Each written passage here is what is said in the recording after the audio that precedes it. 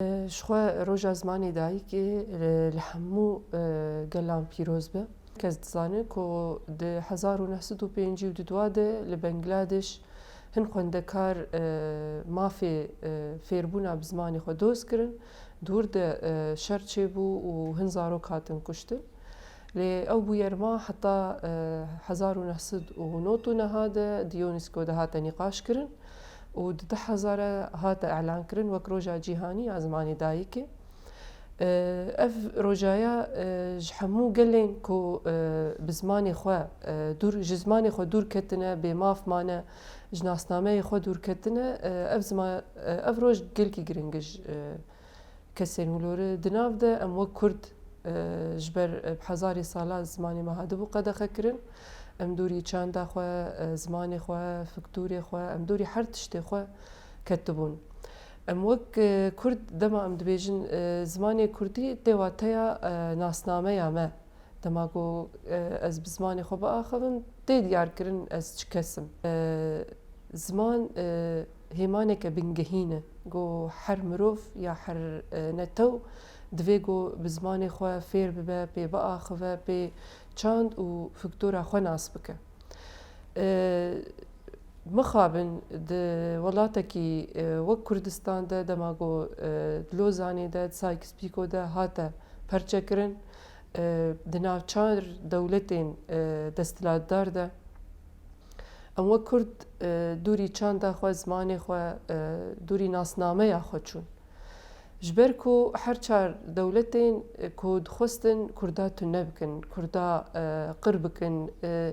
دسپیک دریا زمان را دخستن قرکرنا کردا بینن هر دولت که بریوری بازه کی دامشاندن امنجی وقلی کرد لروج آوای کردستانی دولت سوریا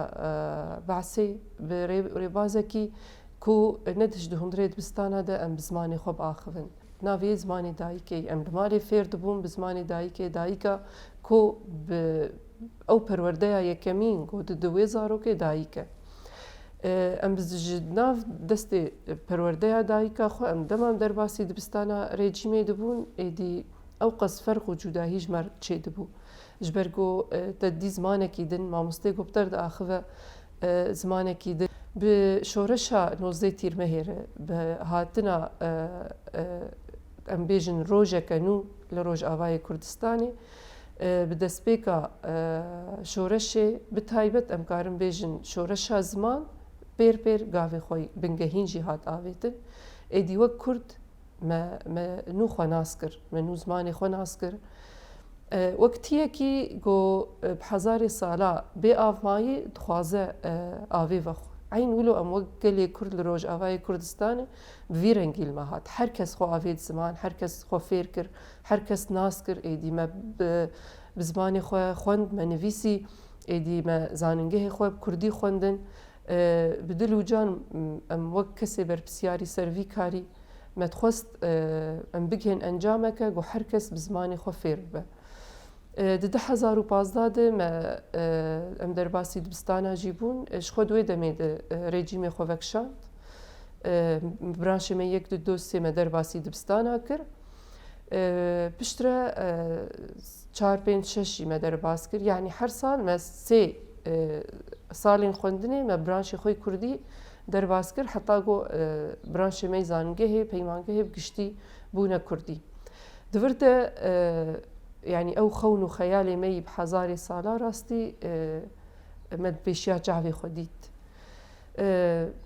أموك سازيا زماني كرديجي يعني هولداني ميكو حركس بزماني كردي جبر جنافندي مي فكرنا زمانا الحمو باجارا الحمو تاخان هو دليل بيشيا حركسي فكريبو لي مخابن بشتي هلوش عندنا ريجيمي بشتي هاتنا ريجيمانو بريوري بازن قلكي نخوش قد خكرنا قو ام نود بينن يعني وقت زماني كردي جنوبه شخوا وك دستوري نهاتي تاني مرسومة هاتي دمادة سيزدادة كو كرد بكردي فير ببن دساعت بشتي أفقس كد بشتي أفقس صال جد 2011 و 12 حتى رجع إيرو ام كد وخبات عجبو زمان تيكرن تقوناغا إيرو دي أم فقرن ديسا وقو ما تشتك نكر خو أوجي نراستي جروجا كو أفبريار هاتي استندنيان جروجا شر داويل سر هريما باكرو روجلاتي سوري ام دوي آستا كو كأمي بكين كوي بشتي أو قص كد وخبات جبرولو ام هول بدن كو زماني كرديد بي اعتراف كرن د دستور سوري ده حتى قو ام قاربن كدا أفقى الصال بردوام ببا يعني أم جنوفة فقرن صفر أوجي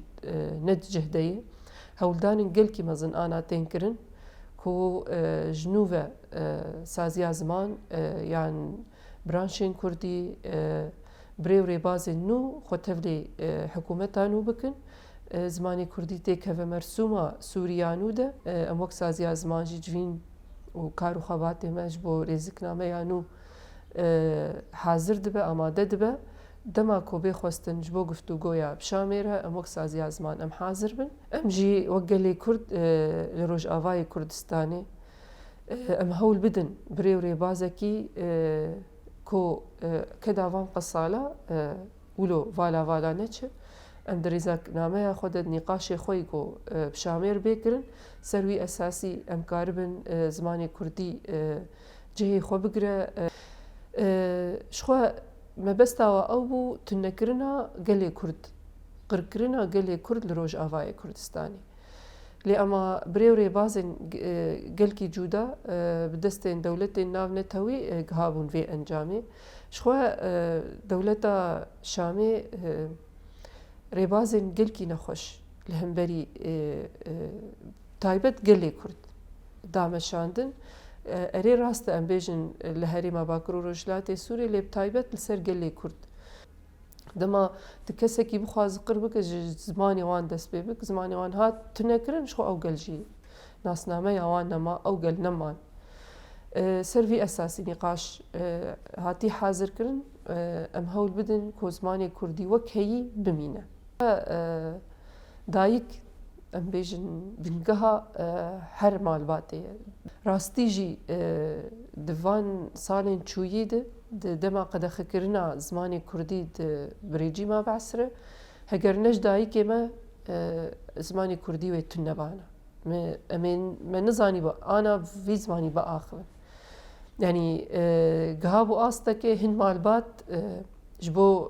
زاروكي وادما درباسي دبستاني ببه زانب بعربي ادي مالي بعربي داخلين جبوكو او زاروك درباسي دبستاني ببه آستك ويا بنجهك ويني عربي هبك كاربه بي باخر يعني دوي آستي ده وقت دايك يعني وقت جن ما هولداني خوي برمزن كرن كوزماني مي كردي سر لنقام بسكنه يعني بمينه حتى روجا ميا ايرو دايكا كو هشت زمان لسر بنقها خو بمينه دايكي مي كرد بون قوش حتى روجا مي ايرو امهين بزماني خوي رسن